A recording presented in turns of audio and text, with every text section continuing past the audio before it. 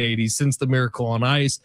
Pretty incredible moment over the weekend. That was before I started feeling sick on Sunday. So my wife was awakened on Sunday morning by me screaming at the television at some point during the third period. I think when Connor Hellebuck got that ridiculous save.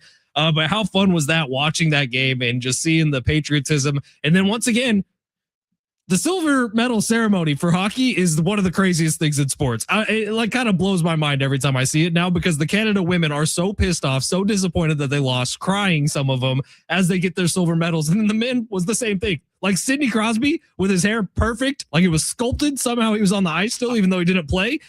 He's sitting there like pissed off as he's getting the silver medal put around his neck. And then the Americans are on the other side having a party, looking up at their families in the stands. It was awesome. Well, how about that stuffed animal? Oh, it's weird because they have to go through the line a second time. Why not just give them both at once? That was watching them sit there. Like McDavid is like about to cry. Yeah. Nathan McKinnon is looking like catatonic and they're sitting there. Yeah. It's pretty funny that they have to sit there on the ice and receive the silver. It's kind of great. Like they have to know the next 4 years of my life, I'm going to be getting crapped on because I lost to Team USA. And Americans, we are not silent winners. We are very loud winners. And I take a lot of pride in that. But it's been a lot of smack talk going back the other way now since that happened on Sunday. And you know that had to just be going through their minds as they're getting a second place medal put around their neck. I did feel bad for them for a half second, and then it switched back over to the American side. And the emotions with it remind me of the name, Sammy, the jersey that they were bringing out there. The guy who Johnny Gaudreau. Yeah, the emotion with having his family in the stands, the two little kids that are his kids. He passed away in a biking accident, and then two of the American players go up and get his kids out of the stands. He would have been. It's so sad because he would have been one of the stars of the team. It was just an incredible moment. That sports is really the only thing that can give you that, and it was very, very cool to see the men and women represent the USA so well at the Olympics, and that was a ton of fun, man. Some of my favorite sporting memories of 2026 so far. We got a lot of opportunities to make some new ones here in the weeks coming. Starting tonight, San Diego State, Utah State. This is a massive game. If you haven't noticed, Utah State lost on Saturday night right after the Aztecs lost. So this game tonight is right back up for grabs, first place in the Mountain West. We'll see if the Aztecs can get it done. All right, Sammy, let's get to the big three here. Text line is open. It's been a while. I've missed you. Text line 70470. Start your message with team. YouTube is up at San Diego Sports 760.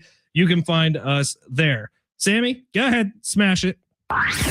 Your lunch break is here. Ready to go back to the office and knock the socks off your friends? I mean, coworkers? It's time for the top stories of the day. The Big Three. All right, YouTube is up and kicking. Our buddy Rich McGuire says, no more fever for Fletch. Yeah, I had 100-degree fever yesterday morning, but not since then. So when did it start? Saturday night, the Seals game? No, I first started feeling feverish like Sunday afternoon. And then didn't sleep a wink Sunday night. And then Monday had a fever pretty much all day. Yesterday morning around 9 o'clock. We had some listeners, SoCal Jayhawk, who called you the Darren Peterson of sports radio. Wow, SoCal. You know, Rich Ornberger was calling me a faker all morning. People, I was throwing out to the text line. I had your back, Fletch. Thank you, Sammy. Appreciate you. I asked people on the text line what they thought, and some people thought it was due to the Niners. Some people thought you were bottle sick. What do I have to claim about the Niners? They were saying, some Eagles fans were saying you didn't want to come face the noise. That's what they were saying. That's fair, I guess. Where would you like to start, Sammy? All right, let's start with.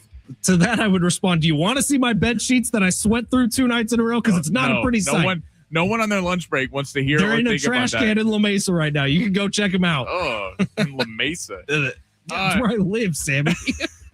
No, I guess that makes sense. I was like, this is not a shot at La Mesa. I thought you drove to another city to throw your sheets away. I was like, that's kind of disrespectful that you're driving to another city to throw your disgusting bed sheets away.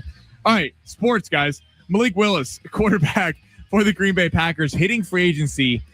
Per report, expected to garner more than $30 million per year. Now, this was a former second-round draft pick out of Liberty. Didn't really work out with his first go in Tennessee. Has had some nice spot fill starts with Green Bay. Do you think Malik Willis should get a shot at being a starter somewhere in the league? If you go back and watch his 3 games he started for the Packers last year, the answer is absolutely yes. He played fantastic in the absence of Jordan Love.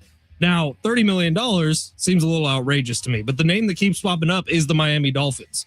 So could Malik Willis get a shot like our buddy Baker Mayfield got, like Sam Darnold's gotten, like Daniel Jones has gotten? Absolutely. And if we're being honest, those guys all had a lot worse tape than Malik Willis has had so far through his career. Think about that Tennessee team that he was on. Is there anybody of note that was around him at that time? Because I think Derrick Henry was already gone. I think A.J. Brown was already gone. Malik Willis kind of got thrown to the wolves. He may have had Derrick Henry for a little bit, but not for a full season, I don't think. So you look at what Malik Willis had, and then he gets to Green Bay. He has some talent around him, some young wide receivers. He looked pretty good last year. So, yeah, he deserves a shot. $30 million seems outrageous to me, though. It's what do they say in real estate? It's the best thing to have. It's not the nicest house on the block. It's the second and third nicest house on the block, so you can reset the market. This is what's going on with the NFL right now. You have a lot of guys, and we're going to get into this a little bit more later, but you have your Tua Tagovailoa, former people thought was going to be a superstar. Didn't really pan out that way because he can't win in cold games, injury history. Kyler Murray, now on the outs with Arizona. Weird situation going on there. He's apparently the GM is not talking. The GM saying he's trying to talk to Kyler Murray. Kyler Murray saying he hasn't heard anything. You're having all these second kind of tier quarterbacks. Kirk Cousins is now a free agent. And now Malik Willis. This is all tied back to the draft because outside of the Raiders getting Fernando Mendoza, there is not a quarterback in the draft that people look to and go, he's a day one starter. Ty Simpson out of Alabama is the next guy to go, but he's also a guy that had major question marks down the stretch, wasn't some great player, and is kind of only being evaluated as high as he's being evaluated because Dante Moore went back to school, Jaden Maab went back to school, Norris Sellers, Arch Manning, all these guys. It's not a very good quarterback class outside of Mendoza. So I think you're seeing teams be desperate and offering to pay Malik Willis $30 million per year. We'll see what happens with Kyler. We'll see what happens with Tua Tagovailoa. Not that Malik can't be that, but I'd take a flyer on Malik on a 2-year deal. But paying Malik Willis a 4 or 5 year contract when you're simply going off spot starts, we've seen Ryan Fitzpatrick have unbelievable months as backups for players. Not that Malik Willis can't develop into something. This feels a little rushed, though. And I think the market is simply overpaying because they're scared of not having a quarterback. Who next? All right, we're going to the Lakers. Lakers drop another one. Get blitzed on Sunday by the Celtics. Lose last night 110-109 to the Orlando Magic. Luka and text line, I know I included them in long shots, so I'm already hearing it. Luka passes up wide open three to win the game. Does the trio of LeBron, Luka, and Reeves not work? That might be a stretch. However, Luka... Now, I didn't watch the whole game. I've seen the last few minutes of the game, but Luka seemed off all night, if I'm reading into everything correctly. And the fact that he passed up what by Luka's means was a wide open shot. Yes, he was guarded, but from the shots we've seen Luka make throughout his career, that was a wide open shot for Luka Doncic. It was a few feet behind the 3-point line. We've seen him make it a million times. It's a pretty open look for a lot of guys. Yeah, and so for the fact that Luka passed it up to kick it over to LeBron, who obviously wasn't ready to take a shot, and LeBron misses the shot, is showing a little sign of weakness, in my opinion. Like, all we've heard over the last year is this is Luka's team now. This is no longer LeBron's team. For Luka to A, pass up the shot, and B, afterwards, what did he say? He said it was a little too far when I first got it. Like, it seems like such a soft excuse too. I that was a bad look for Luka Doncic, but it's basketball, man. He gets to get right back at it. But I think it's a little premature to say the big three doesn't work out because it's not going to be the big three very much longer. Well, that's the thing is that people are freaking out, and as a Laker fan, I get frustrated. LeBron's gone. Right. This team, the Lakers were heading for years of sucking. I mean, with before the Luka Doncic trade. No one was going to want to come play with Anthony Davis by himself, and LeBron was getting older. They got a lottery ticket dropped in their lap with Luka Doncic. But the way this team is constructed, Luka and LeBron are kind of doing the same thing. They don't really work together because LeBron, while he can play off ball, kind of needs to be because he's not some great spot-up shooter. He needs to have the ball in his hand to go be an elite scorer. Luka needs the ball in his hand to be an elite scorer. I do think in the future, a backcourt of Luka and Reeves, while a lot of people have concerns that defensively that's not going to work, I think it can work if you outline them with the right 3-and-D players, a lot of bigs, a.k.a. how Luka went with Dallas to the finals. He had Jalen Brunson, he had Kyrie Irving 2 different times, and they went to the finals, Western Conference Finals, and they outfitted the team to really make up for the defensive deficiencies. In terms of the Lakers this year, you're seeing it. When they step up and play upper-tier competition, they're not winning the biggest games. And against Orlando knew they were going to Banchero down the stretch. And the Lakers, it felt like it was Reeves' turn, and then it was LeBron's turn, and then it was Luka's turn. Pass up the wide open shot. Disappointing loss for the Lake Show. See if they can get it back tomorrow. All right, Sammy, I'm getting reports on my text line that you had a Dodger fan in who was bragging about how great the Dodgers were. Was that Chino? Chino Iglesias. I really like Chino. I don't like that was happening. Chino comes by it honestly. You know who Chino's cousin is? Who? Gabriel Iglesias. Get out of here. I swear. Okay, I saw him like DJ his set. Yeah. And I was like, that's Gabriel cool. Iglesias, also a huge Dodgers fan, has actually sold out Dodger Stadium a couple times. But yeah, Chino and him are tight. Chino, you should have talked about that for 10 minutes with Chino, not the fact that he's a Dodger fan. Chino has Chino like is like DJing parties left and right, getting all these private events. Rolling with Chino is like a real life Entourage episode. Chino's the man, but Chino is the man. He's not coming on here talking Dodgers anymore. And I was going to do this off air, but let's just do it on air. Sammy, you got like a white piece of paper in front of your camera that is white balancing, so we can't see you. There he is. Look at it. Look at how handsome he is, everybody. All right, that was for YouTube only at San Diego Sports 760. You got one more, Sammy? I did my hair for today. Conor McGregor teases a UFC return just yesterday. He said, quote, he's open to fight a no-name, so he doesn't even need a big event. He just wants to get back in there. Do we want to see Conor McGregor, though? Because it's been so long, and I feel like everyone's hopes keep getting up that Conor McGregor is going to come back and be something, and it feels kind of like fool's gold. So when I saw this on the rundown, I had one thought pop into my head, and I don't know if it's the right thought to have because it's two very different situations. But I do feel similarly to when you asked me if I want to see Tiger compete in the Masters. And I think my answer is yes, because Conor McGregor, while maybe not the best fighter of my lifetime in the UFC, is definitely the most entertaining fighter of my lifetime in the UFC. Conor McGregor brings a bigger crowd to a sport. Conor McGregor does a lot of what Tiger Woods did for golf, bringing a different audience in so more people can enjoy it. Now, if Conor McGregor is a psychopath, which he kind of has been the last few years, I don't know that it's the right move. But to get in the octagon at all, you have to be kind of a psychopath. I would be more than willing to see Conor McGregor work his way back up the right way, which would be fighting a no-name, getting to a position where you contend for a title, but he has to do it the right way. So, yes, seeing Conor McGregor back, I'm all for it.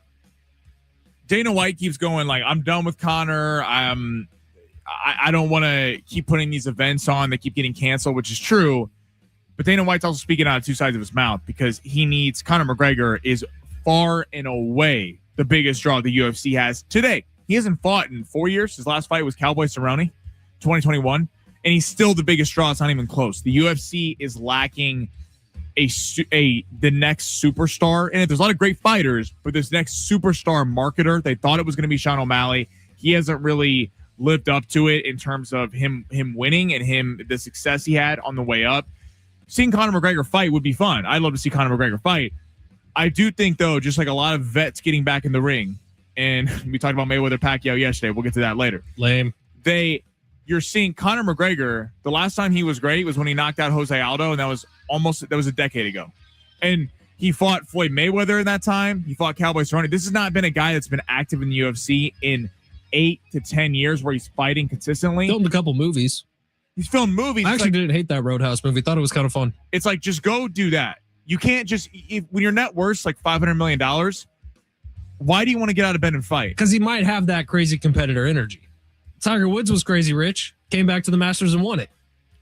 Yeah, but it's like you're also with golf, you're not worried that you're going to break your jaw. For sure. That's why I'm saying it's completely different circumstances, and that's true. But some people are wired different. Tom Brady could have retired at any point in his career because he had so much money. I don't think that that's what drives certain people, and I would put Conor McGregor in that ilk. I don't think it's just money. It's just like, is he really going to come back and make a title run? He hasn't fought in forever. So I think he has the opportunity to do so, and I think he's earned that opportunity. He has the opportunity because of his name, but not really because of anything he's done the last 4 or 5 years. To think that he's just going to get back in there and run the division like he had before is kind of crazy. It's just we're reliving the Conor McGregor from 10 years ago. Probably wouldn't even have to be in the same weight class anymore. He'd probably have to go up. Them steroids put on some pounds for Conor. All right, it is San Diego Sports 760. We got a couple of giveaways for you today. 2 of them, actually. UNLV, San Diego State, coming up next Friday. That's March 6th at Viejas Arena. You can win those tickets today. You can also win a pair of tickets to go see 9 Inch Nails on March 9th at Pechanga Arena. Tickets and info for that one at Ticketmaster.com. For the Aztecs game, go Aztecs.com. Speaking of the Aztecs, big one coming up tonight. We'll get to it in a little bit. It's San Diego Sports 760. You're listening live on the iHeartRadio app.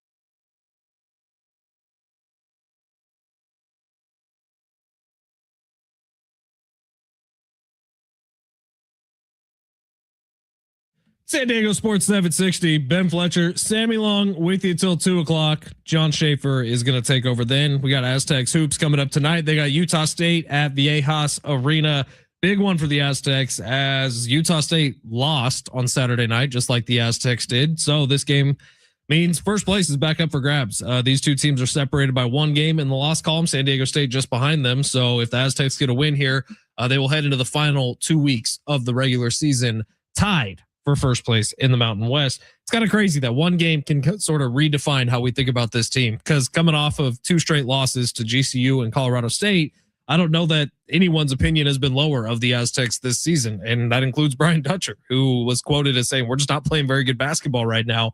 But one game later, you could think very differently about this team if they knock off Utah State tonight at Viejas Arena. Well, I'm curious how we're going to know early in this game, because you're playing for the Mountain West. Now, by all purports, they're probably out of the at-large bid. They got a shot. Yeah, if you win every game by 30. But the chances of that happening, of them winning the final 4 games hasn't looked great the last week. They certainly could do it, but hasn't looked great. And it's probably out of the question, considering they're sitting in the next 4 out. And there's a lot of teams in front of them who have been winning. But I'm curious because I felt like in the Colorado State game, they looked like the Grand Canyon loss had affected them. And they looked like they thought they were out of the at-large bid. Not saying they weren't trying, but it felt like they came out flat. And for Colorado State, they know they're out of the at-large bid, but beating San Diego State is a big deal for them. That's a signature win. Place was packed. They got up for the game. And it was an orange out. It was like the environment was the best environment at Colorado State has been all year. So I'm curious tonight, because it is a big game. I mean, you're sitting here, and do they treat it like a big game in the sense of the at-large bid's probably gone? But if you're the Aztecs, you need some confidence back, because you beat Nevada. You got a massive matchup with New Mexico coming up. You beat UNLV before, but you also haven't really had the most success when you've faced the stiffest competition. I'll go back to Michigan, Baylor, and Arizona. Now, Utah State is not one of those teams, but this is a tournament team. You had them on the ropes a few weeks ago when you were on the road. If you get a win tonight, I think people are going to sit there and go in the Mountain West, okay, we feel like the Aztecs are back to being the Aztecs, and they can certainly win 3 straight games. But if you lose for your 3rd straight game tonight, and you've lost to Grand Canyon, you've lost Colorado State, you've lost to Utah State, you've lost to a lot of the upper tier competition, I think people are going to be concerned that this team doesn't have what it takes to win it over a week. We'll see. Obviously, still a little bit ways to go. We are winding down towards the end of the season. You think about the Mountain West tournament, it's only 2 weeks away, 3 weeks away. 2 weeks away from right now. So it's crazy how fast these things can happen. But if San Diego State wants to guarantee themselves some more basketball, they pretty much got to keep winning from here until the beginning of March. We'll see if it can happen. All right, Padres fans, if you want a little bit of faith restored, a little bit of hope heading into this season, I just watched Michael King take care of, granted, the Angels through 2 innings. He looks fantastic. So that was a huge question mark for the Padres coming into this offseason, into this year. But Michael King, who dealt with so much injury last year, looked great in the 2 innings I just watched of him here on a little computer screen in studio. So spring training, Michael King looking good. Well, that's great to hear, because we can get into this a little bit more on the other side if we want. But the top 3 pitchers, as we've been talking about with King and Pivetta and Musgrove, have to be great. Now, I don't know if you saw it. I know you were sick yesterday, the Matt Waldron thing. Saw that. Oh, something with his rear end. Hemorrhoids. I can't believe Craig Stammen actually came out and said that. Boy, Craig. If you haven't seen the story, Craig Stammen came out and said Matt Waldron had hemorrhoid surgery. So he's out for basically all of spring training. But in all seriousness, it eliminates Matt Waldron from that 5th starter role, at least right now. I thought Kevin Acey's article was like objectively hilarious. The way he was skirting around saying what it actually was. Maybe we can talk about it. Like, we're going to have Kevin tomorrow, but he said something in his rear end was the quote from the Union Tribune. It feels like it's Walker Buehler's to lose, because JP Sears did not look awful the other day. Matt Waldron's getting surgery on his ass, and Walker Buehler, Herman Marquez, and Griffin Canning. If out of those 3 that got signed, you feel like Walker Buehler has the name, the pedigree, has pitched in the biggest games. Marquez and Canning feel like more long-term answers, where Buehler, it's probably right now, because everyone's dropping like flies for various reasons, it's Walker Buehler's probably the 5th starter. Fernando just kind of pimped a warning track fly ball. That was very funny. But yeah, how about the Padres? Michael King last year, he got hurt rolling out of bed. Wasn't that the case? Take a hurt on bed. And then Matt Waldron's dealing with hemorrhoids. Dude, I'm sure there's people listening right now who've dealt with hemorrhoids who are like, this is no laughing matter. But objectively, it's kind of funny. No, I just, if I'm Matt Waldron. You've had hemorrhoids?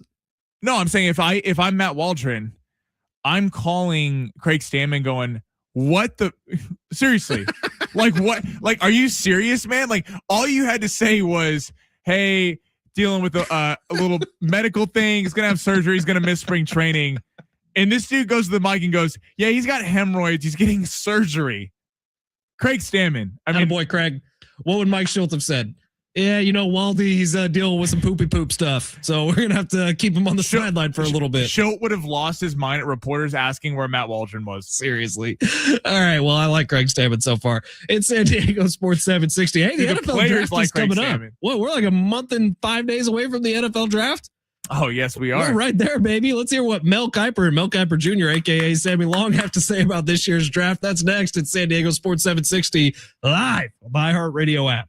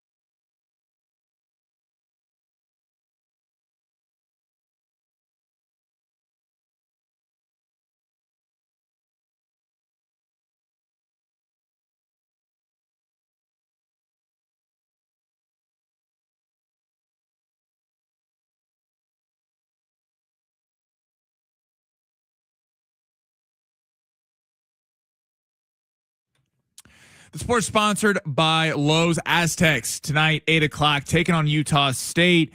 Right here on San Diego Sports 760. Schaefer will get you on the call at 8. Fletch get you going pregame starting at 7. Aztecs are currently 1.5-point favorites in that one. The NHL is back tonight after all the boys won gold medal over there over Canada in Italy, tonight the Kings are at home taking on the Golden Knights. Kings are currently minus 162 on the money line. Panarin will be making his debut. The star winger from the Rangers, who the Kings traded for a week ago, will be making his debut. At Lowe's, Blueprint Takeoffs turn your blueprints into quotes faster. Bring your plans to the Lowe's Pro Desk and get help streamlining the estimating process. Then, when your order's ready, Lowe's delivers to the job site.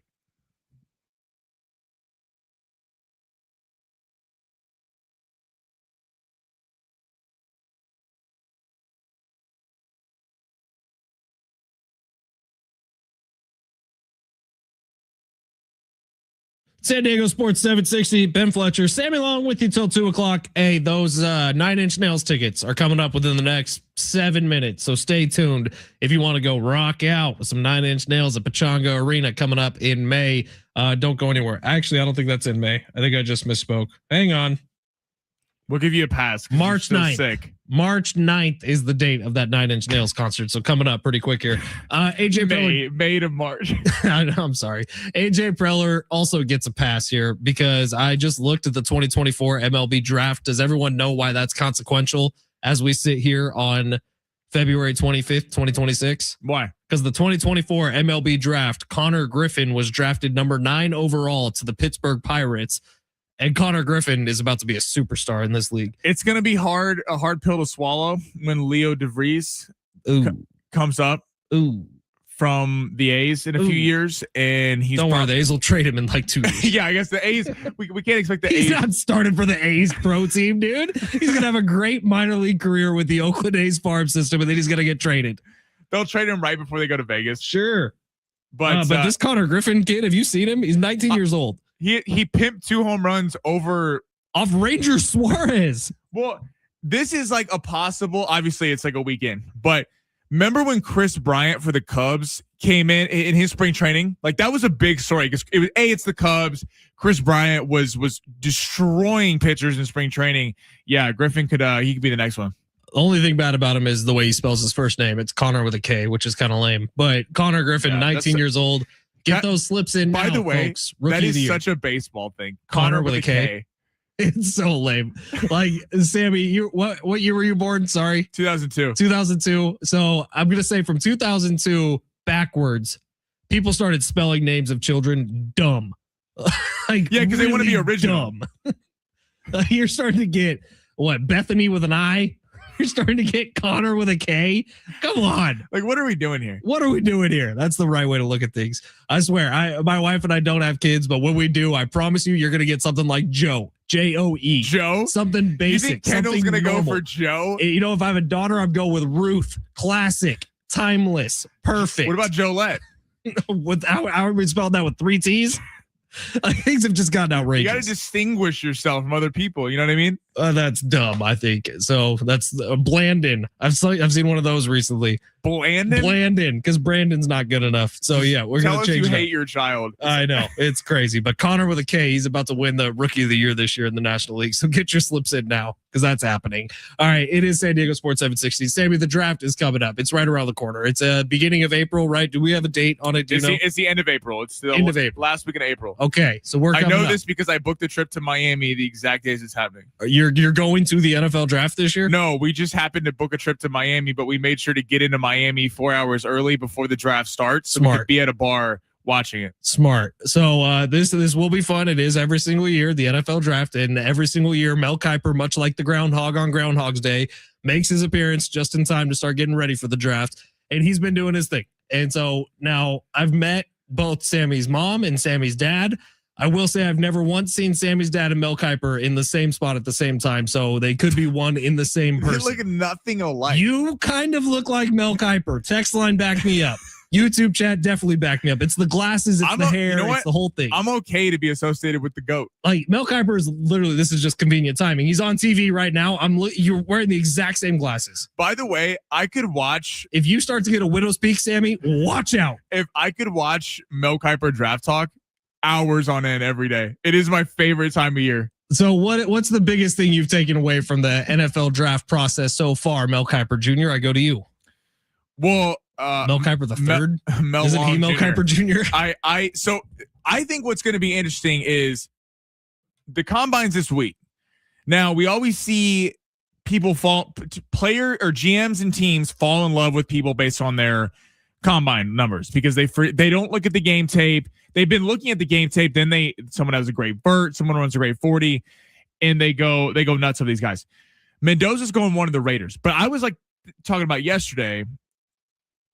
Is Mendoza really a surefire number one pick, or is he a surefire number one pick because the Raiders need a quarterback and there's no one behind him? Ty Simpson is the next best quarterback.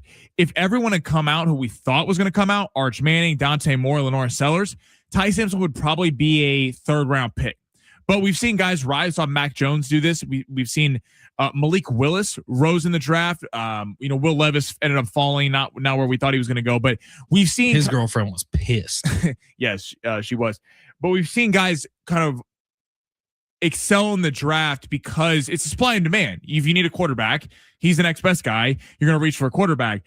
I'm just curious how free agency works in the trade market with Tua, Kyler, Malik Willis, Kirk Cousins. The fact that if you're not the Las Vegas Raiders getting Fernando Mendoza, you're not going to have a quarterback this year. And what teams are okay with sucking for a year and trying to get a Dante Moore and Arch Manning or one of these guys next year?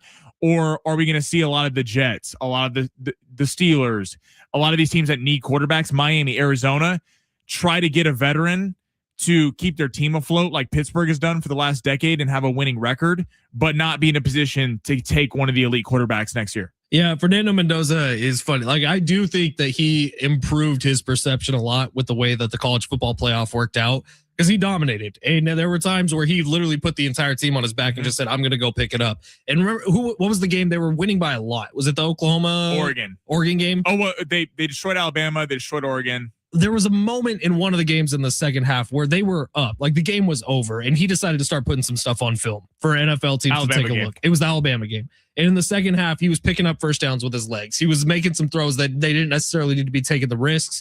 And so I do think like Fernando Mendoza upped his stock by playing as well as he did throughout the college football playoff and showing that no moment was too big for him. And that's a big deal for NFL coaches, teams when they're looking down on you. Not saying that he wouldn't have been the first overall pick if he hadn't. It's just the position he's in. Now, if this was a normal year in the NFL, I don't think he would be the consensus number one overall. Right. If despite all Arch Manning struggles. Well, think about any of the quarterback draft classes of the last 5 years. Right. Because Mendoza, the story's great. You take one of the losingest programs in college football history in Indiana and you go win a championship. You win the Heisman. It was a storybook ending in Miami, close game. It was fantastic. He deserves all the credit in the world. But is Mendoza getting the love that Burrow got or Trevor Lawrence got or a lot like?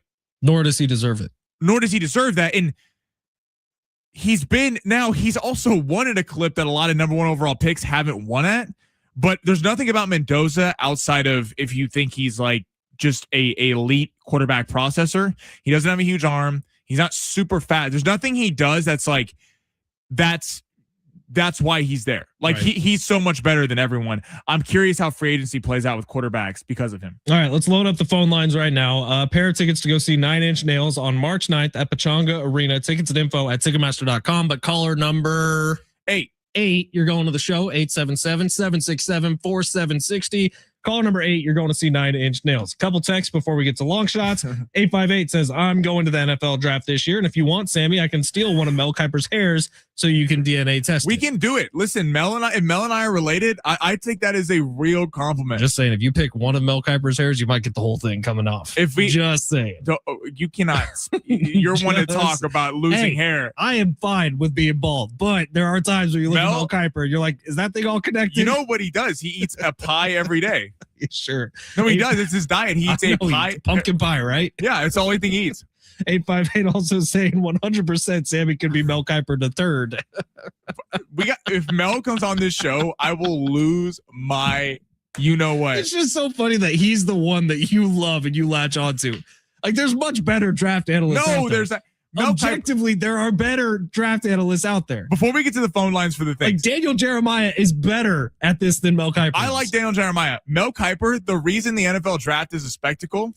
Yes, the history, sure. Remember Bill Tobin? Remember him with the Colts? And he says, who the hell is Mel Kiper? And he says, this is why the Colts are the laughingstock of the league year in and year out. Mel Kiper is the reason the NFL draft is what it is today. I can acknowledge that, but also Mel Kiper, you're a little bit past your prime when we're talking about the NFL draft. Maybe he shocks us all this year, but I would bet you if you polled all of the sports watching fans in America, he would be number 4 probably on their. I don't understand NFL Mel draft Kiper hate. Mel Kiper's the man. Like I don't know. I don't get this. Like when did it become cool to hate Mel Kiper? I don't think it's cool. I just think it is what it is. I don't hate him. I don't hate him at all. Like I just think he's not very good anymore. How is he not good? Like what? It's one thing if you don't like him. How is he not good at evaluating talent? Speaking of, let's evaluate some talent here. How'd you do over the last couple of days with long shots? Last night was rough. Monday, I went 2 for 3. 2 for 3s. I got to give Allen credit. If I called Kansas on the upset over Houston, I said the Rockets would destroy the Jazz. But Allen told me the Spurs were going to beat the Pistons. I rode with my gut. I thought the Pistons were going to win. Did not happen. And one more text before we get to long shots. 913 Fletch. Kevin Harlan weighed in about you being sick for a few days and said, pull up your pants, take off the bra, and be a man. Sorry, 913. I'm back. Okay. I wasn't faking it. No matter what Rich or Sammy or SoCal Jayhawk says, I was in bed sick. Hey, I had 100-degree fever. Hey, call us about those 9-inch nails. Yeah. Seriously, 877-767-4760. Sammy hasn't answered the phone once. Call number 8. You're going. San Diego Sports 760 live on the iHeartRadio app.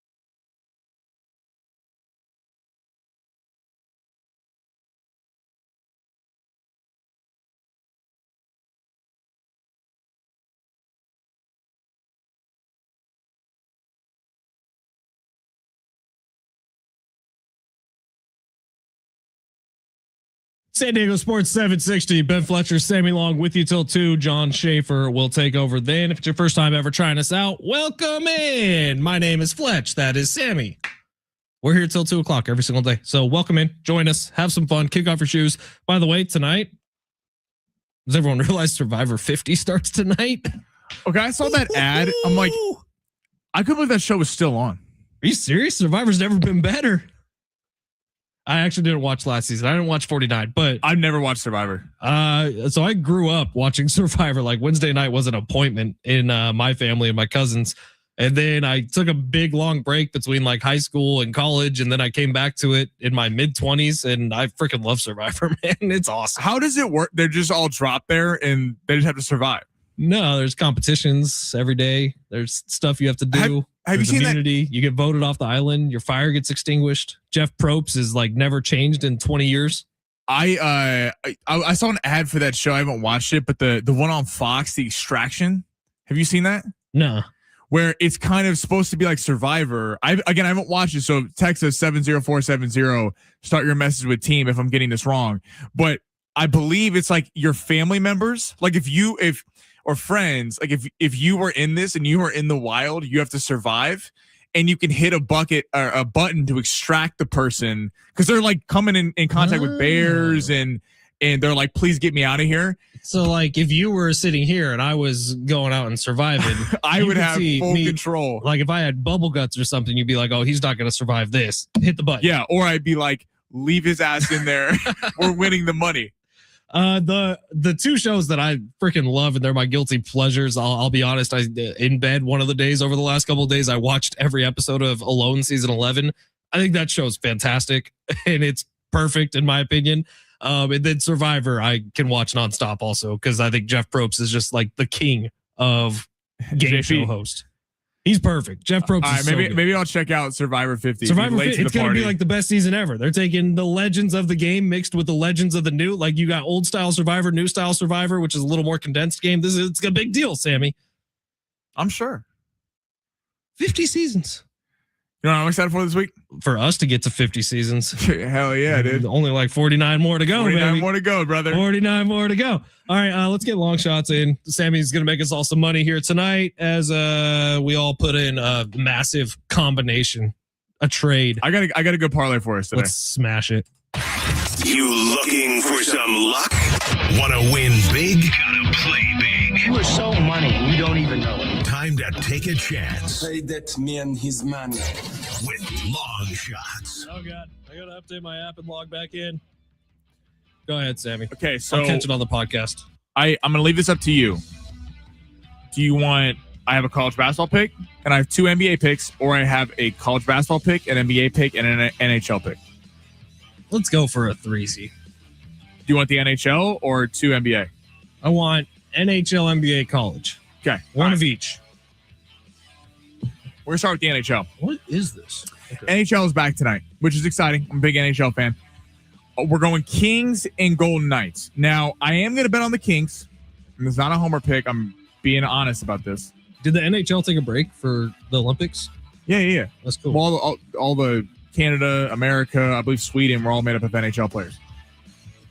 Big matchup, though. Golden Knights, King. The Golden Knights are sitting pretty. Golden Knights with Jack Eichel, is Stone. They got a lot of really talented players, and it's kind of impressive what the Golden Knights have been able to do by being an expansion team, going to the Stanley Cup final in their first year, and perennially being one of these top-tier teams in the Western Conference. The Kings are sitting on the cut line. The Kings are having a little bit of a down year. They lost Kevin Fiala, who actually got hurt in the Olympics. Adrian Kempe, one of the best goal scorers in hockey. Quentin Byfield. They've had some really young guys that have been waiting to take a step forward. They have this year. They got Panarin from the Rangers. The Kings' problem so far this season, the last few years, why they haven't been able to beat the Edmonton Oilers, is they can't score. They play a great defensive-minded set of hockey.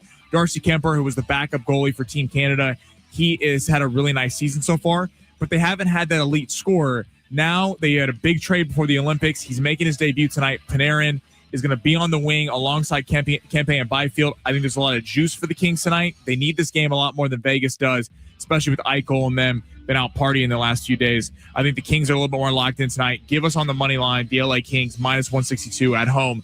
against Vegas. All right, we're heading to the NBA. Celtics, Nuggets. Give me the Celtics on the road, plus 3.5. We're going to take the points. If you feel risky and want to go money line, that's up to you. Give me the points, plus 3.5. The Nuggets, they got Jokic. Murray's a game time decision in this one. I'm kind of surprised they're full 3.5 point favorites. Jalen Pickett is out. Peyton Watson, who has been a big time scorer for Denver this year, is out. Aaron Gordon is also out. Everyone is healthy for Boston except for Jason Tatum, who has been out for the entire season. I think people are leaning Denver in this game, A, because of the altitude, but because they don't think anyone can guard Jokic. Nimias Queta, former Utah State player, actually, who's playing the Aztecs tonight, has been fantastic for Boston, as well as them acquiring Nikola Vucevic from the Bulls at the deadline. Boston plays a hard-nosed style of basketball. They punked the Lakers on Sunday. They're so good defensively. Jaylen Brown, the offensive and defensive end of the floor. Derek White is a big-time scorer. Peyton Pritchard, big-time scorer. They have enough scores that I think is going to give Denver problems, because Denver also is only, I believe, like 13-13 against teams above 500. Pretty 500 record against teams above 500. Give me the Celtics on the road here, plus 3.5. They play a more of a hard-nosed style of basketball that travels, especially at the elevation. And I don't think the Nuggets have the depth to hang with the Boston Celtics. Line's moving in your favor. I just got them at plus 4.5. That's beautiful. That's beautiful. The more it goes up, I think they're going to win this game outright, but we're going to take them on the spread tonight. All right, we're going to college basketball. Fun ranked matchup, St. John's, UConn. I do not like the UConn Huskies at all before they did to San Diego State, and just overall, Hurley's annoying. But we're going to take him on the spread because would you have liked Hurley if he was the Lakers head coach? I would have had to get behind him, but I didn't think that was the right hire. UConn on the spread, 5.5 tonight. We're taking them on the spread. St. John's actually beat them 81-72 a couple weeks ago. UConn's kind of been hanging there as they're right outside your Dukes, your Michigans, your Houston after coming off a tough loss. All the Arizona, they're that next. They're going to be on the 2-seed line. They need a signature win. I think it comes against St. John's tonight. They have 5 players that average in the double digits, whereas St. John's really just relies on Ejiofor, who is a really good player with Patino from last year. But the depth is not there for St. John's. I think tonight UConn has a big outing at home. Give me them on the spread, minus 5.5. So UConn minus 5.5. I like the Celtics plus 3.5. If you get them at plus 4.5, it's even better. On the road, taking on Denver. And I like the LA Kings on the money line tonight against Vegas, minus 162. If our guy Darren Smith's listening right now, he just turned off the radio because you just disrespected St. John's. How did I disrespect St. John's? You picked against them. I'm not saying I want UConn to win. I think what's going to happen. This is a problem. People want to gamble with their heart. That's not how sports works. Says the guy who picks the Lakers all the time. I picked against the Lakers. So I thought they were going to win last night. I apologize for all of our long shots. Everyone's hitting us on the text line. The Lakers sold. I get it. I was frustrated too. I booked a Miami trip last night after it. Okay, that's how frustrated I was. We all have tough things in life. That's Long Shots, February 25th edition. We'll see if it's a winner. I got mine in 10 to win 60. 10 to win 60? Hope that's going to work. I feel good about this tonight. It gets you a little action on the NHL, NBA, college basketball. Got you something for everyone tonight. Yeah, spread it out a little bit. It's San Diego Sports 760. Hour 2 is coming up next. And with hour number 2 also is coming a pair of Aztecs basketball tickets for next Friday's game against UNLV at Viejas Arena. Stay tuned. Don't go anywhere. It's San Diego Sports 760 live on the iHeartRadio app.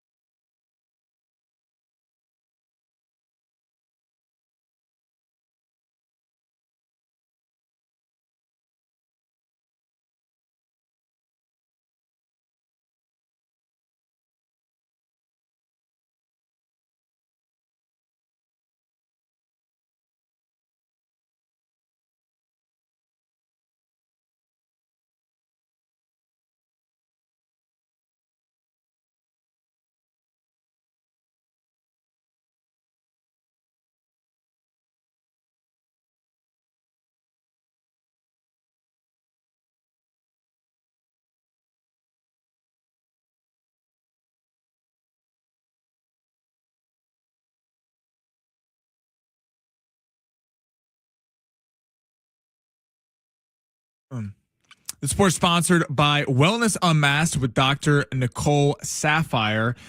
Big matchup for San Diego State tonight. Taking on Utah State, looking to gain something in the Mountain West at 8 o'clock live on the Mesa. Schaefer gets you on the call. Fletch gets you going pregame starting at 7. Aztecs are currently 1.5 point favorites with the point total set at 146.5. And the MVP odds have tightened as Shai Gilgeous-Alexander and Nikola Jokic are looming toward being ineligible for the award because of how many games they have missed this season. Luka and Cade are up there as some of the favorites. Medical headlines, they're everywhere. But what do they really mean? Join Dr. Nicole Sapphire on Wellness Unmasked for a deeper look, plus the latest from the Maha movement. Listen to Wellness Unmasked with wherever you get your podcasts.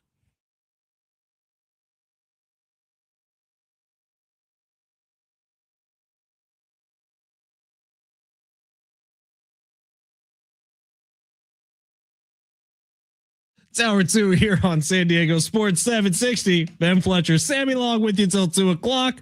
Hey, something Sammy brought up in his update just now about the fact that Maha? SGA and Jokic might be ineligible to win MVP this year. I love the fact that the NBA changed the rule. So what, if you miss 17 games, you're not allowed to win MVP? You have to play 65 games. I love it. I love that rule that the NBA put in. That is probably the best way to counteract. Well, not the best way, but it is a way to counteract some load management for guys who get wrapped up in winning awards and getting first team all pro, stuff like that. That is fantastic that the NBA put that in, because really, if you're MVP of a league and you miss 17 games out of 80, I don't think you deserve to be MVP to begin with. And I like it too, because the NBA, maybe more than any other league, maybe not baseball, but we judge where players are based on awards, sure, personal accolades. It might be the most important league where you count MVPs, championships. It matters the most because you're playing both ends of the floor. I'm with you on that. There's something to be said for longevity, and if you're the MVP every year, like Jokic, because he's playing all the games, then you should be the MVP. But you shouldn't play half the season and get an MVP award for a small sample size. I mean, it is real, because you think about NFL, NBA, or NFL and MLB. Whoever wins MVP in these leagues isn't playing half the time, because you're either a pitcher or a hitter, or you're an offensive player or a defensive player in football. So you're not playing for half the season to begin with, because you're only on the field for half the game. I mean, look how the Angels had Mike Trout and Shohei Ohtani, sure, two of the best baseball players in the last 25 years. And they cracked the playoffs one time. I think Mike Trout has one playoff win in his career. One. Right. And it's crazy, because if Mike Trout and Shohei Ohtani is equivalent in the NBA, you'd be expecting rings from them every single season. Sure. Yeah, you could argue the NBA is the only legitimate MVP that ever comes across the table in both in finals MVPs, regular season MVPs, because that is truly the game where you can change it the most. All right, the MVP for baseball this year is not going to be a player. I can promise you that. The MVP for baseball, and I do feel very strongly about this, is going to be ABS coming into regular season games. I think this is huge. So if you don't know the rules, we'll run through them really quickly here. Each team is given 2 challenges for the automatic balls and strike system per game. Pitchers, catchers, hitters are the only people who can initialize one of these challenges. And if you win the challenge, you get to keep the challenge. So I love this. And I think this is going to be a smash. It's averaging like 14 seconds per review, which is perfect. It's quick. It's speedy. It's up on the video board. We can all see it. I saw a spring training game. I'm blanking on who it was between, but I saw the highlight from it. There was 5 straight challenges that were overturned because either a catcher or a hitter initialized the challenge and the ump was wrong. This is the best thing to come to baseball in a very, very long time. Well, maybe since the pitch clock, so just a couple years. But I think this is great, man. So all those times we're sitting on our couch and bitching and moaning because we can see clearly something was a ball or a strike and the umps just miss it because somehow they're bad at this job. And actually the science has gone into it. And the ump strike zone over the last 30 years is actually a circle, not a square. If you track every single pitch that was called a ball or a strike, it's not actually a square, it's a circle. And so for umpires now, look, you're on the clock. You're on notice, pal, because this is better than you, and it's going to be better this year. Something you just said about, I got to give baseball a lot of props because they were the sport. The NFL is the king of adapting. Something doesn't work, they change it. They change it. Pass interference, you challenge it. The Rams fans won it over the Saints. With that game, it doesn't work. They get rid of it a year later. Baseball for years was, we don't want to change anything because it's one of the oldest sports and it's going to mess up statistics. No, Screw that. Change everything. Runner on second. We don't need to see 18-inning games in July. I'm sorry. That doesn't need to happen. The pitch clock is the greatest thing to happen to baseball. You can watch a baseball game in 3 hours. It's not a 5-hour game where you're sitting there going, all right, come on. Like, especially with how many games there are during a regular season. Oh, and how quickly teams get to the bullpen now. Right. Exactly. And I think it adds another fun element and wrinkle in a baseball game. And especially in a season that can get a little monotonous, 162 games, you're going to see I'm excited for the first time a player such as Freddie Fermin decides I'm going to call ABS. And when is it going to be the first time that a star player gets mad at another player for calling it? Who is going to be allowed to call it? Is it going to be certain guys on the team? Like for the Padres, is it Tatis, Machado, and Merrill? Is that kind of the cutoff? Is it, if it's so egregious, you're going to have the green light to go do it? I think it adds a really fun element to baseball that it's going to affect the outcomes of some games, and it's going to be a fun talking point for all of us and all the fans. And I think they're doing it right. Like college basketball, you win a challenge, you still lose the challenge. Like it's gone. And in this, if you win the challenge, you're keeping it. And it's quick. It only takes 14 seconds. So I'm fine with that. The pace of play is not going to be a problem. And each team is going to, if they run out of challenges during regular innings, they get an extra one added for extra innings. So I do think this is overall good for baseball. Of course, there's going to be some people who are in their stat books who are going to be pissed off about this forever and always, which is everything with every sport forever and always. But I do think this is for the betterment of the game, and especially watching games as closely as we all have for the last few years, watching spring training right now, you understand that it is a big problem facing Major League Baseball, and plenty more games, I promise you, have been decided the other direction. I mean, look at by umps making bad calls. Look at Moneyball. What did Billy Beane say? Adapt or die. Adapt or die. That is baseball. Tattooed on my chest. Baseball needs. For a large number of years there, baseball was dying in terms of young people weren't into baseball. It was a very skewed, heavily older in the sport. I think the last 5, 6, 7 years, it has really, because of the pitch clock, because of the runner on second, because baseball has made changes, it's now everyone's into baseball again. And it would be a shame to see people go against the ABS because of the old way. The ABS, if the same people that complain about the ABS are the same people that go look at the ump cards after the game and go, this is BS. My team got screwed out of it. Yeah, I'm also kind of ready for the golden at bat. If you want to put that in, I'm okay with the baseball just for the regular season. You want the golden at bat? I think it'd be fun. Honestly, I really do think it'd be fun. Obviously, it probably takes a lot more thought and process than just saying throw the golden at bat in. But I do think it'd be kind of fun that at any point in the game, you could say, hey, you know what? Fernando's 4 for 4. Bring him back up. I just think it'd be kind of fun. Probably not the best idea for baseball. It'd be interesting. I don't know how I feel about it, but it would certainly draw a lot of eyeballs. People would pay attention. Someone yesterday, I was on with Schaefer and said the final out for ABS, the final out should be reviewed. The final out of any baseball game. Okay, so you're saying like a 0-2 count, bottom ninth. The final out, or you can even extend to the final inning if it's a strikeout. Yes. Well, no, every pitch for the final inning or the final out is used by ABS. And I think that would personally be very fun because it makes it even harder. They always say the hardest 3 outs in baseball are the final 3. That'd make it even harder because now there's no playing to an ump strike zone or how it's been called all game. It would be fun to see what closers really rose to the top and were able to get guys out of there. Sure. Yeah, I'm not opposed to it. I do like how they're doing it. So every single player in every single game will have their own strike zone, essentially. So the width is going to be the same no matter what, but depending on the height, depending on the stance, the actual strike zone can change. And they already have it factored in with everybody's height, everybody's stance heading into the season. That will change over time, obviously, as guys change their stances. But it is going to be uniform to the point where up and down is going to change. Side to side will not change. Side to side is the width of the plate. Up and down is going to change based on how you stand and how tall you are. And I think it's a good thing for baseball, man. Excited. I've loved what I've seen from it in spring training. I'm also really excited for the first guy who goes 0 for 2 on challenges in the same at bat. Bring that on, because that is going to be chaos. He will be booed, and I will love it. It's San Diego Sports 760. This is the Big Three, where Sammy Long rips through the top stories of the world of sports. Sammy, smash it. Your lunch break is here. Ready to go back to the office and knock the socks off your friends? I mean, coworkers? It's time for the top stories of the day. The Big 3. Did you sell yourself to smash it the last 2 days? I hope you did. I didn't tell myself to smash it. I said hit it. I told Mike to hit it. Oh, Bone Crusher was back there? Yes. Mike was I gotta give him some credit. Mike was chopping it up on the DJ board. Did Mike talk? Okay.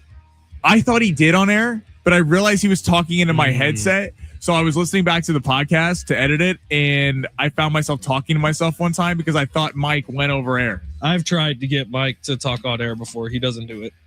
One of these days. If SDFC goes on a run, because that boy is a fan, we'll get him in here. We'll get some Mike Usher's voice live on air. Is he listening out there right now? Is he hearing it? Oh, yeah. Oh, good. By the way, text line saying you're also a Skip Bayless fan because you like Mel Kiper Jr. I'm a Skip Bayless fan because I like Mike. I'm definitely more of a Mel Kiper guy than a Skip Bayless guy. All right, Sammy, where are we going? All right. The Texans GM yesterday said CJ Stroud trade speculation is, quote, moronic. 2-part question. Is there something to this? Wait, who's talking about CJ Stroud getting traded? Did I miss this? People were talking. There was some local media. People were talking about it. He shut it down after the 4-interception performance in the playoffs. He's calling it moronic. A, should they look to move on from Stroud?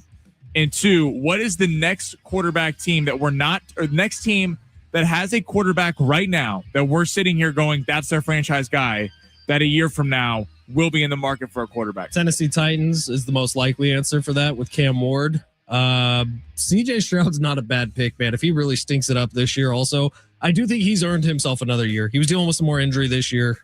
But if he has another year like he did this last year, especially with his playoff performances, man, you have to start thinking about CJ Stroud. But Tennessee Titans would be my pick. You look around the NFL, and it's funny, ESPN did this article where they listed out all the starting quarterback jobs and who's going to land where. And it is funny when you start seeing the names in the different places. Like they have Kyler Murray going to the Browns. They have Malik Willis going to the Dolphins. Kirk Cousins back to the Vikings. Like I would put the Vikings and the Titans at the top of my list because can you trust JJ McCarthy and or Cam Ward? And right now the answer is no on both.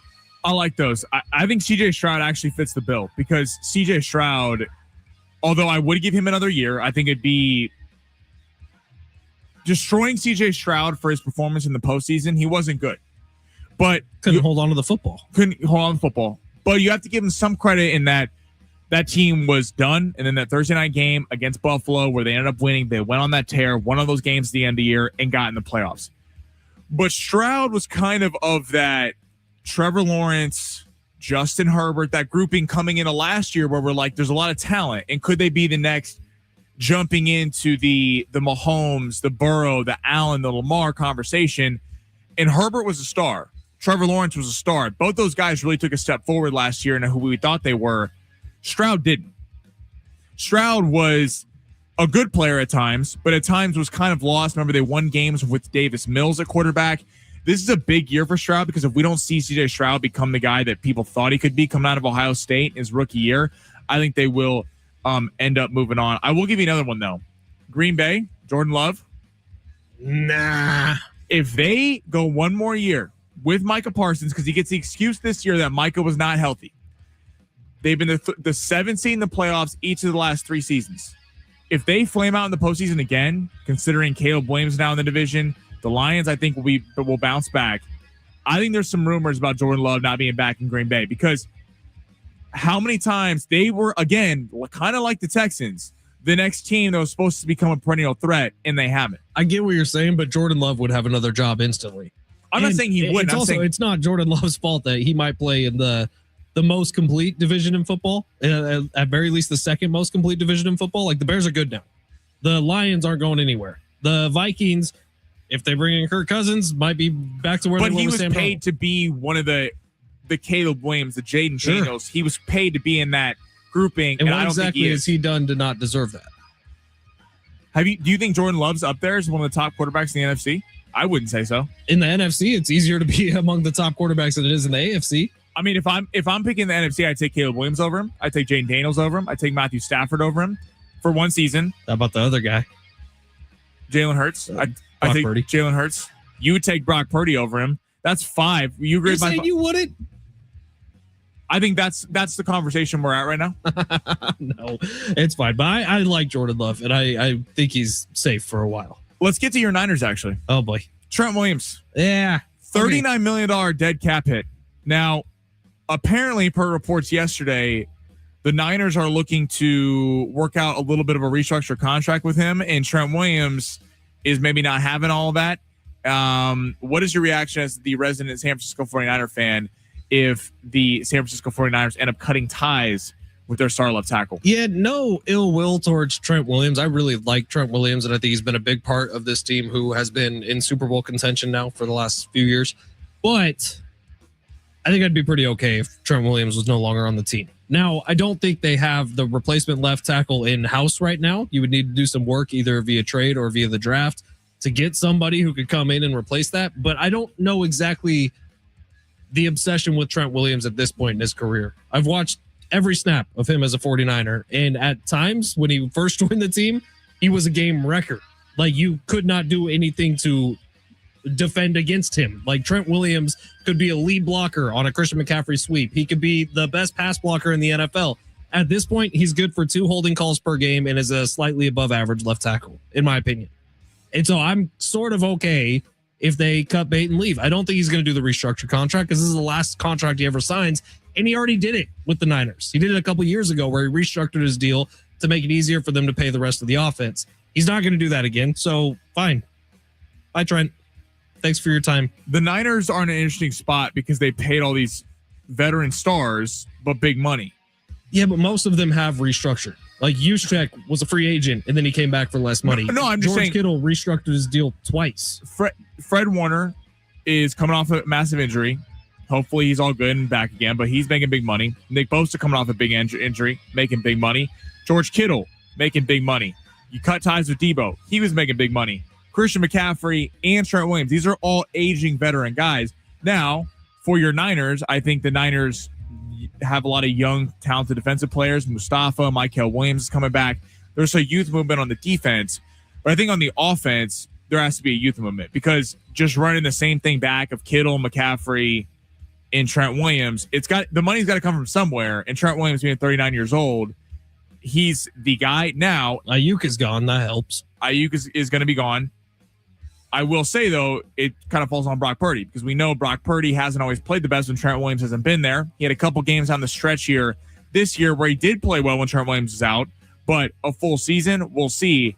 It's you better believe in Brock Purdy for this season if you're going to get rid of a star left tackle. I know everyone's going to roll their eyes when I say this, but if you take out the games against the Seahawks, Brock Purdy was the best quarterback numerically in the NFL this year. But you can't take the game out against the Seahawks. I know you can. The first time he played against him, he played pretty well this year when he had the full team around him. The problem, though, is that you're going to have to deal with that Seahawks team for years in the future, plus a Rams team that is but the Seahawks are going to have a Super Bowl hangover. The Rams are Matthew Stafford. Can he even? The Niners would know about a Super Bowl hangover. That dude sucks. Matthew Stafford, he's terrible. I can't wait for football season. We'll get to story number 3 on the other side. All right, it's San Diego Sports 760. Let's talk some Aztecs on the other side. We will get back to the NFL coming up here in about 20 minutes. Plus, Aztecs basketball tickets before 1:30. So don't leave. Don't go anywhere. It's San Diego Sports 760 live on the iHeartRadio app.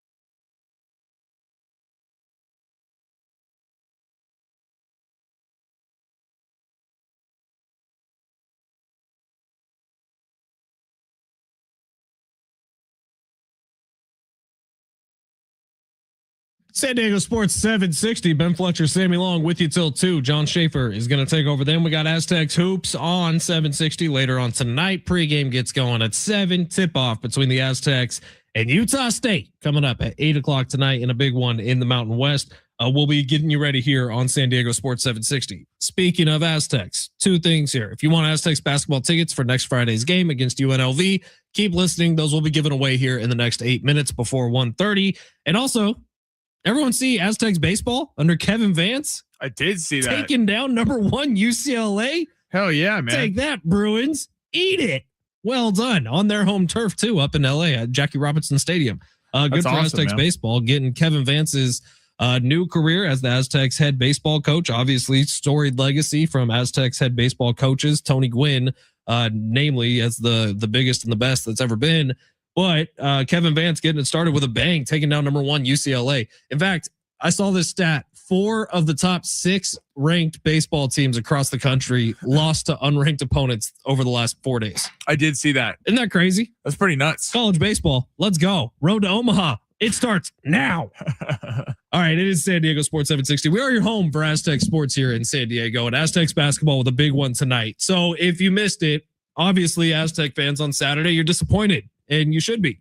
That was a rough loss against the Colorado State team that you should have beaten. And San Diego State basketball over the last 2 games, Grand Canyon and Colorado State, a little bit out of sorts. And Brian Dutcher talked about it earlier this week with Mark Ziegler and the UT. He said, we're not playing good basketball right now.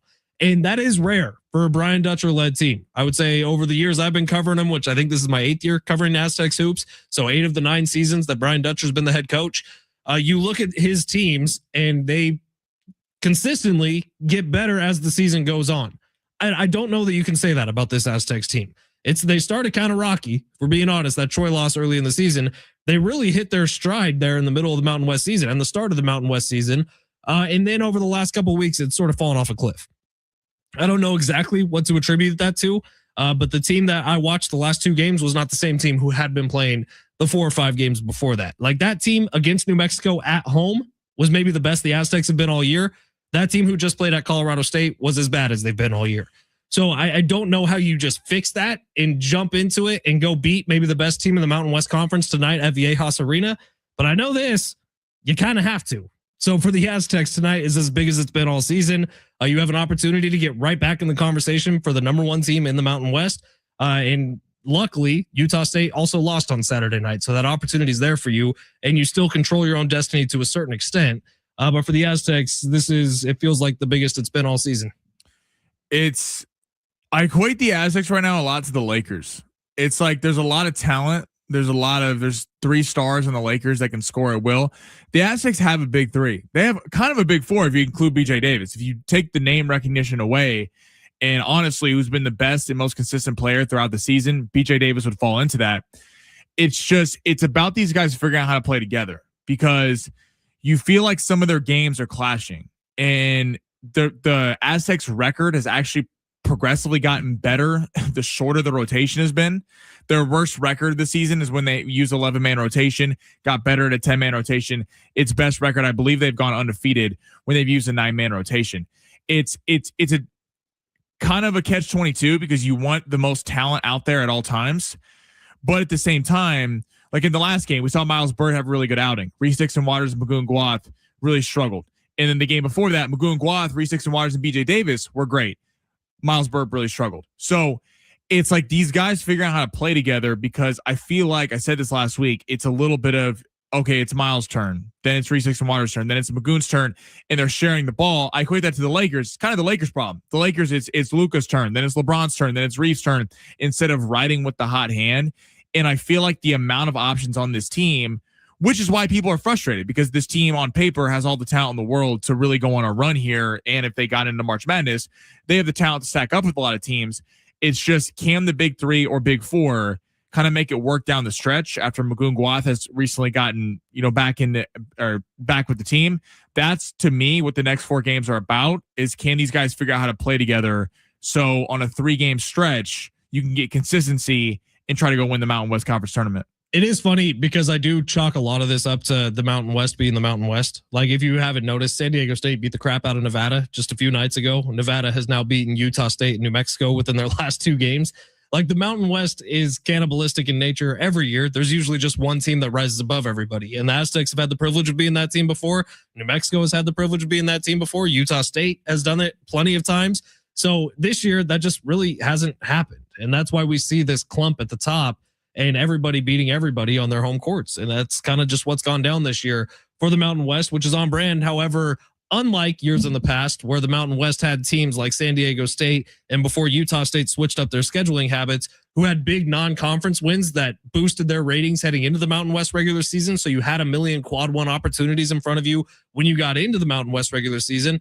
This year, the Mountain West is viewed differently by Selection Sunday committees, by KenPom, by net rankings, because of the kind of conglomeration of college basketball now at the top where there's less power conferences, but more teams in those power conferences. So while you do have teams like a Duke who can drop a regular season game to North Carolina, it's not going to impact them whatsoever. For the Aztecs, these drop games are impacting them all the right. way. They don't get all the opportunities. I talked with Schaefer about this yesterday. Kansas had one of the worst losses at Allen Fieldhouse on Saturday against Cincinnati. They got absolutely destroyed. But because you have Houston 2 days later, it doesn't really matter. They go beat them, and it's like, all right, slate's clean for them. And so it's a shame that the Aztecs don't have, to what you were just saying, there's a lot of good teams that know each other, decent to good teams in the Mountain West. That We're really good at playing other teams in the Mountain West, by the way. Right. But it's a lot, like I said this to you before the show, in football, the Pac-12 had this problem for years. USC, UCLA, Arizona State, Washington were all good football programs. The only one that would kind of go to the next level in the 14 playoff was Oregon at times, but they were good enough to cannibalize each other and good enough to beat each other to where there wasn't one team that rose above everyone else. And it feels like that's what's happening in the Mountain West this year. And unfortunately for the Aztecs, you just don't have the opportunities that the Big 12 or the SEC provide in terms of you're getting ranked opponents every other night, and you can really improve your stock quickly. By the way, with New Mexico and Utah State both losing over the last couple of days, New Mexico lost last night to Nevada. If Utah State loses here today to San Diego State and Utah State drops one more game between now and the end of the regular season, you could legitimately be looking at a one bid Mountain West, even if Utah State doesn't win the Mountain West tournament.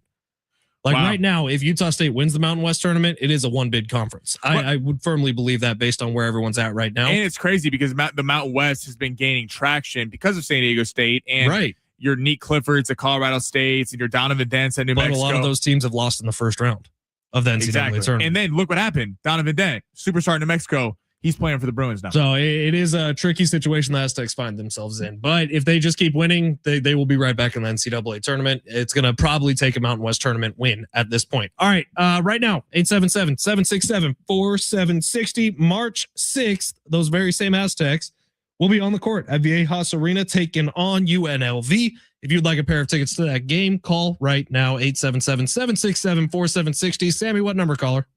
Let's do caller number 10. Caller number 10. You're going to the game. It's San Diego Sports 760. You're listening live on the iHeartRadio app.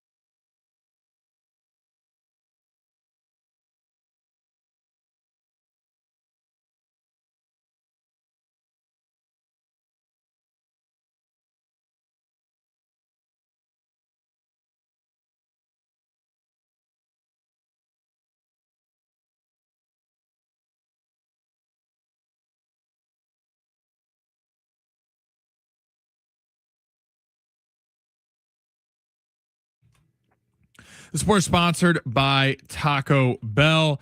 We got Aztecs back tonight, taking on Utah State. Massive game on the Mesa. Hear that right here on San Diego Sports 760 at 8 o'clock. Schaefer will get you on the call. Fletch get you going pregame starting at 7. Aztecs are 1.5 point favorites in that one. The point total is set at 146.5. And Cavs, James Harden is questionable tonight against the Bucks with a fracture in his right thumb. He suffered last night against the Knicks. Per Shams doesn't expect to be a long-term injury, but will be something to monitor for him and Donovan Mitchell. Taco Bell's new Luxe value menu has 10 lavish indulgences, all $3 or less. It's easy to get carried away. Like when you try the new mini taco salad, you might ask, do I need a salad fork? The fork in the bag's fine. Luxe value menu at participating locations while supplies last. Price and participation vary. Tax is extra.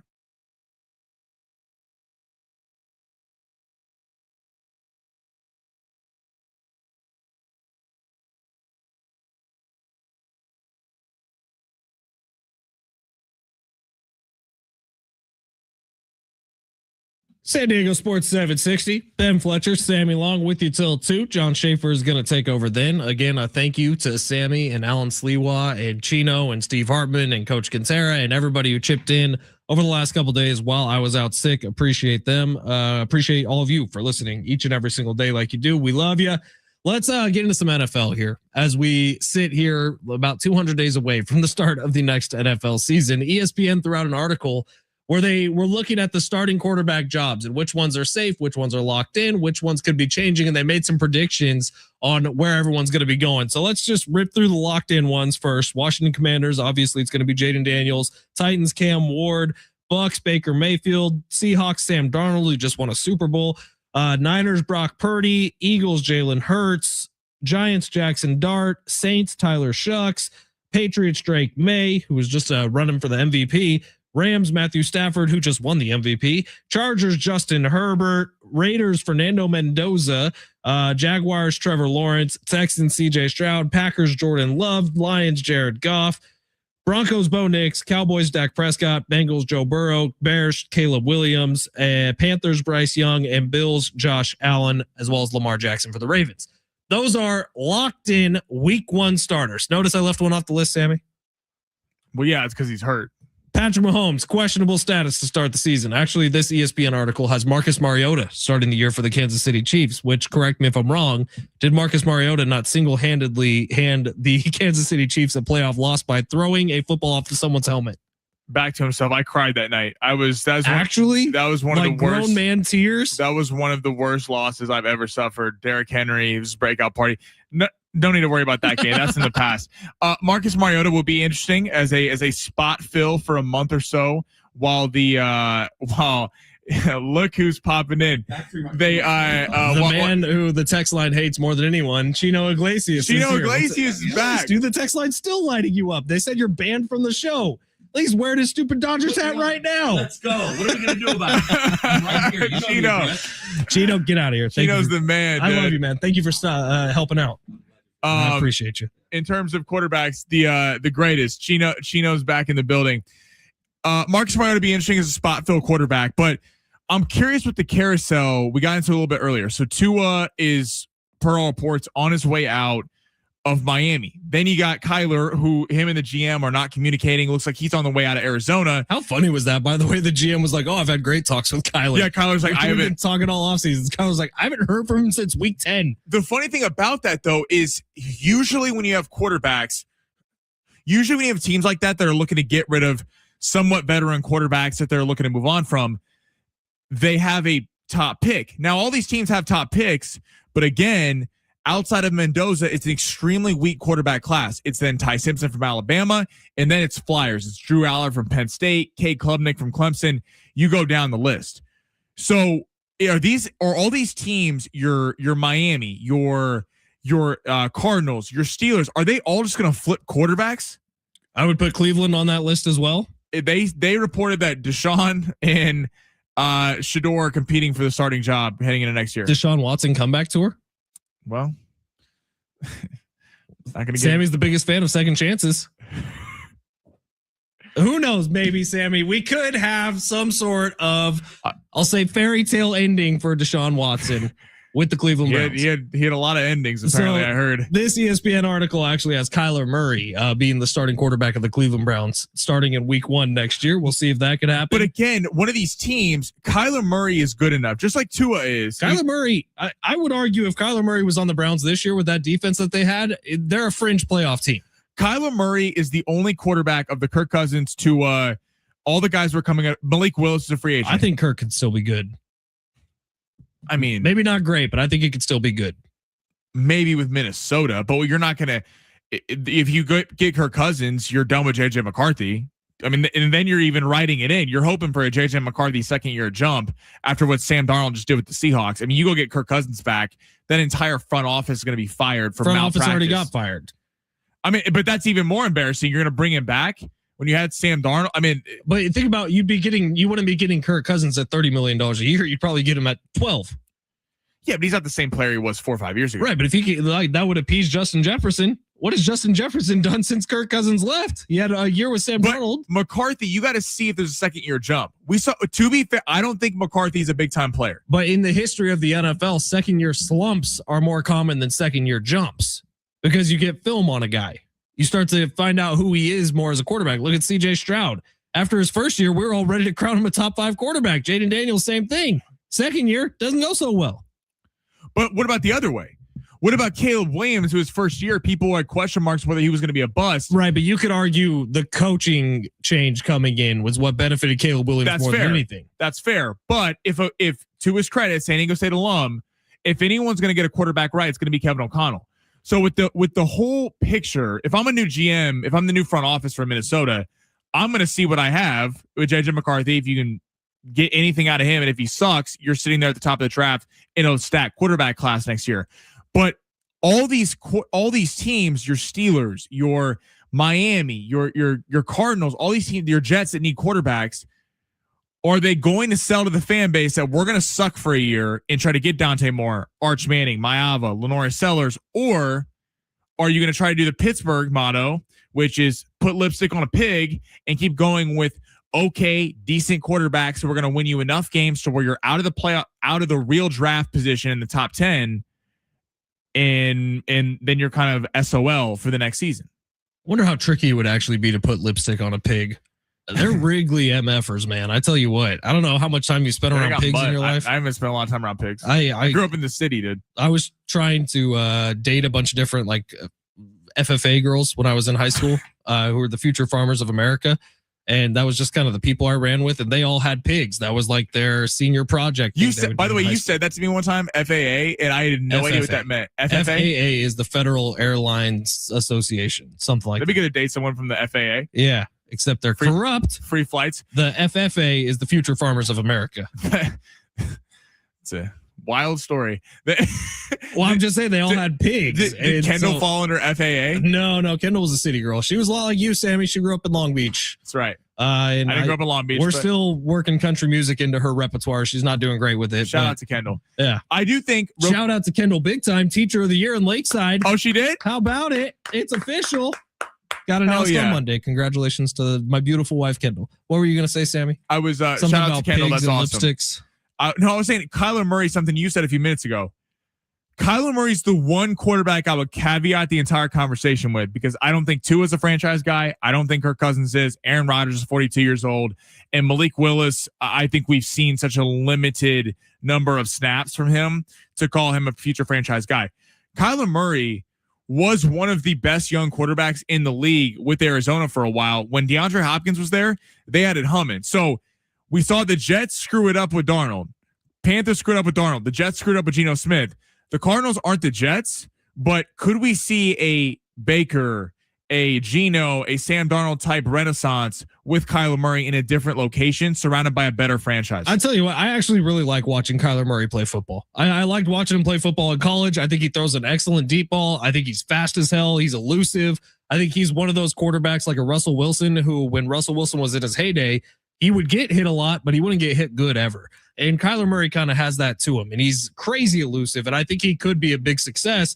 It was never going to happen in Arizona. There was too much going on between the Call of Duty allegations, between that weird contract, And between the lack of talent around him, Marvin Harrison Jr. I thought was his last and shot. him taking over for Josh Rosen, that was kind of controversial. Right. He moved off him so quickly. And the Marvin Harrison Jr. drafting, I thought was, this is going to be what we're going to see from Kyler. It's going to be a great combination. It never worked out. Marvin Harrison Jr. drops the football too much. So maybe he goes somewhere else, lands somewhere like a Cleveland, where Cleveland, like, we can be very honest, they have some talent. I love that running back room with Sampson and why am I blanking on the other guy?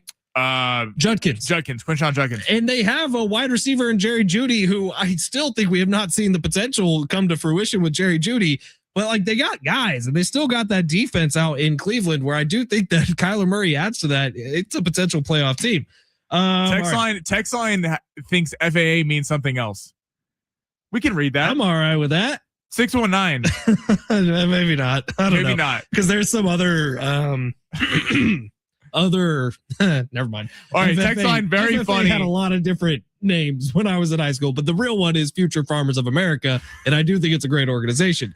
615. Can you please add a Homer Simpson woohoo drop to your soundboard and play it every time Sammy says something like, and by all reports, Tua is on his way out of Miami. Hey, Miami fans, very excited about Tua on his way out of town. 760 says Federal Aviation Administration. That's the FAA. Yeah. They're the ones who say please show them some drones. respect, Fletch. Yeah, I apologize. And 760 also saying congrats to Kendall. The FAA are the people that my little shampoo bottle going through security. And you can't bring toenail clippers either. Yeah, they're like throwing you up against a wall. That's actually TSA.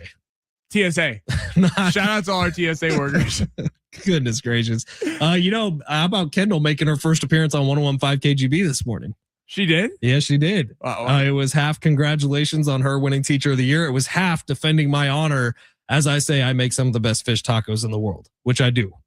That is a guarantee. I have never heard that about you. Dude, my fish tacos are unreal. Unreal. It's crazy Sammy. that I haven't had. Are they fried or grilled? So here's what I do. I don't have it currently, which is a real bummer. I had a little like Blackstone attachment for my barbecue, where you could essentially just turn a normal gas grill into a Blackstone. It was a slab. And then you just coat that bad boy with butter and oil. And then you throw some tilapia on there, cut up into little pieces, and no beer batter, no nothing like that. Just kind of flash fry them in some oil. And then homemade crema is really where the secret is. Plus the tortilla you use, they got to be fresh. All right, well, that sounds good because I got to say, I love grilled fish tacos. The beer battered fried fish tacos, I'm not a huge fan of. These are almost a combination of the two. There's no beer batter. I do use a little bit of flour, so you'd have to be okay with that. Well, yeah, yeah. You got to make it a little crunch. So, wait, did you bring them in this morning and they were, Rich and Travis were talking? Rich was doing this whole thing about how fish tacos are the most overrated food in San Diego, and I was not having it for a moment. Fish tacos are part of what makes San Diego great. You should have brought Chino in. Chino was asking Tyler Heaps yesterday about his favorite fish taco spot in town. Should have brought Chino in. That was our mistake. But fish tacos, I think, are part of what makes San Diego so special. Of course. It's part of the reason I wanted to move here, if I'm being completely honest. That's such a Boston thing to say. It is such a loser thing to say. You know what's even worse? TD was like, yeah, you're right. Fish tacos suck. Again, from Denver. He's not from Denver. TD's actually from Southern California. He just doesn't make sense. And he likes chicken nuggets. Like Dino chicken nuggets is TD's favorite meal. That's all you need to know about Travis him. Dale. But fish tacos are elite, and we have some of the best ones in the entire world here in San Diego. And the fact that blasphemy was coming out of a lobster roll eating fatty from the NFL, I can't have anything to do with that. Rich, get your protein in, dude. Figure yourself out one time. San Diego Sports 760, final break of the day. Big finish coming up next at San Diego Sports 760 live on the iHeartRadio app.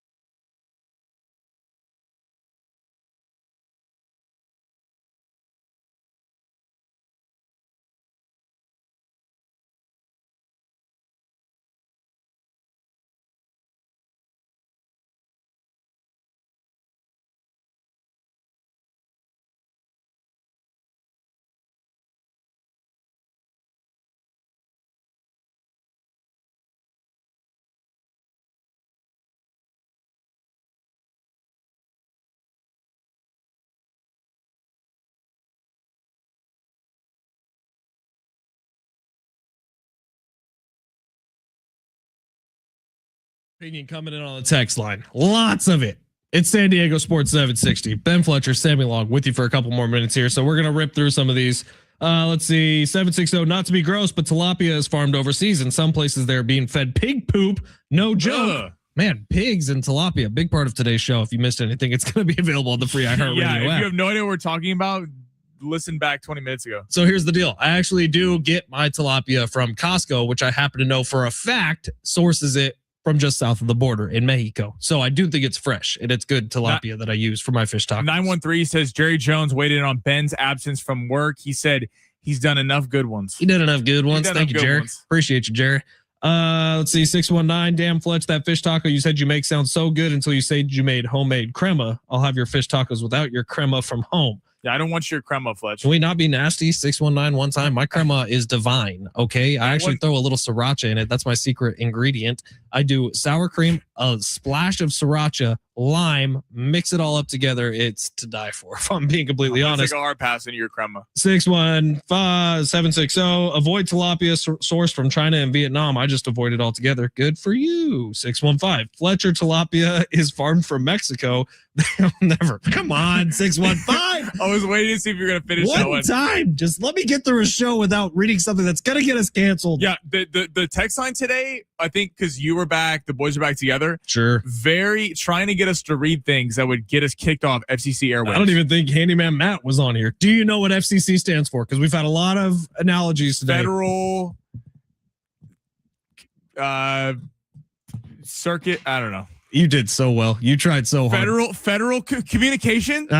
Federal communication. I have no idea. What's committee? What? Federal Communications Committee. That's dumb. Committee didn't need to be there. Just Federal Communications. Let's see if I'm right about that. Yeah, you don't even Commission. know. Oh, Commission. So close. Federal Communications Commission. So close. They are our ruling body, and we will get kicked off of all airways if we read one text from the 615. All right, see you guys later tonight. Aztecs basketball on the air starting at 7 o'clock with pregame coverage. John Schaefer will have the tip around 8. We'll see y'all tomorrow. Thank you for having me back. Appreciate you.